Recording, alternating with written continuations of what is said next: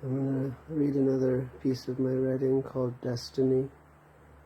It was originally written June 16th of 2017 while I was serving my 50-month prison sentence for burglary. I have a unique awareness of my lifespan that I will not see the age of 50 nor probably 40. I remember the doctors telling my mother not to love me, as I wouldn't survive long enough for it to matter. They told her she wouldn't be able to handle the pain of my loss if she got too attached, if she were weak and gave in to the traditional loving of your children. They assumed I was too little to understand, too young to remember as I grew. Unfortunately, I was always way above average in intellect, and I eventually made it to the genius level on some administered IQ test in high school. I've never had trouble recalling almost any part of my past, and I've been able to pinpoint flaws within minutes of meeting anyone new. People assume that being a so-called genius is so wonderful. They wish they could be like me. Yet, I know the harsh reality that being wise brings. Life is so diminished when you know how the world works.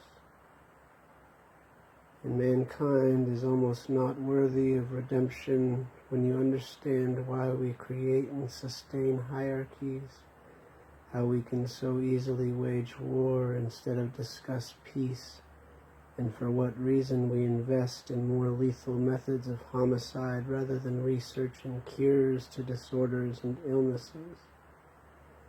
It is terrible to know so much, to comprehend this planet, and to really see your fellow man.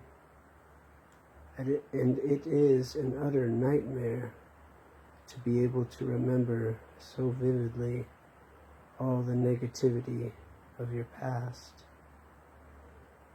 I don't want to remember the 7 surgeries I've had, nor every prick of each needle, the coughs of blood, and the silent mechanical drone of a hospital in the middle of the night, being unable to sleep alone, but I do.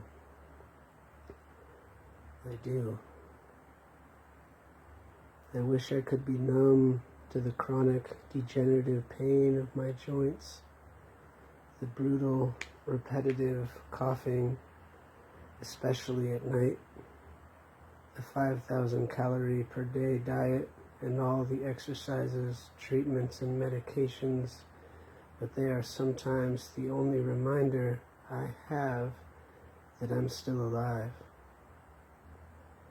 I write to you from prison with a life of suffering, born from an illness known to the medical community as cystic fibrosis. I hope I may someday forget how it felt to be the sick kid, a ghost, a trophy to be displayed by my so-called peers, friends, and partners as proof that they were nice to an undesirable. However, I now believe in the uncomfortable ignorance of people when they fail to comprehend the success of a trophy, the accomplishments of a ghost. For one marked for death from birth, I sure am alive. At the same time, I love knowing that I will not live forever, that nothing is immortal. Yea, dependent upon your beliefs, even God died once.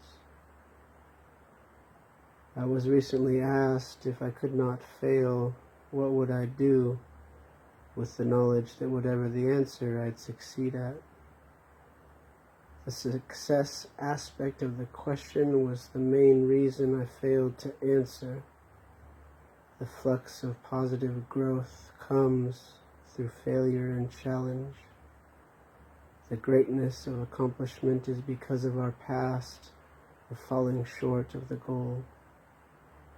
There is no pleasure without pain, no birth without a death, and one thing I know for sure is that the glory of life and the gorgeous possibilities of love is in the certainty that they are eternally doomed and destined to end.